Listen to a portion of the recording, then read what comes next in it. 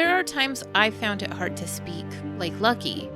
But though I have enough tales of him to fill all your pages and another 10 novels, I now find it equally challenging to write.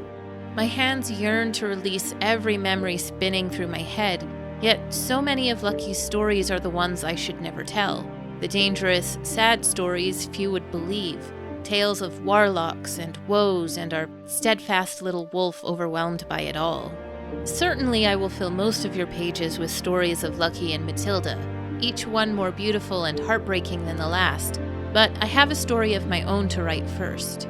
He would follow at Matilda's heels as if she'd lured him with a charm or held him to an invisible leash, but when she'd seclude herself to bathe, he'd stand behind me at the table, observing over my shoulder as I sketched.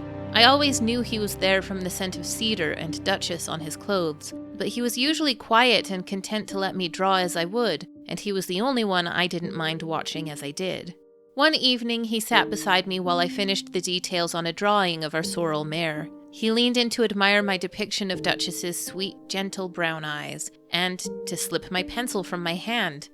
I'd never seen him produce anything more complex than scribbles before, but in a bare corner of my drawing, careful not to alter my work, he scrawled clumsy lines into the shape of a round, lopsided face with black squiggles for hair before returning my pencil to me. It took me a moment of gaping, open-mouthed at his self-portrait to realize he wanted me to draw him too, but as I sketched on a fresh page, he posed perfectly still with one corner of his mouth askew with an attempt at the grin I'd only half succeeded in teaching him.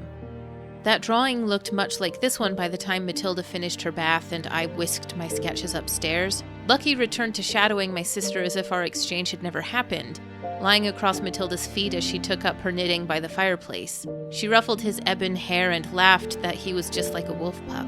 Yet, for a precious half hour, I had sat with Lucky's true self, and I was never again able to see only the wolf.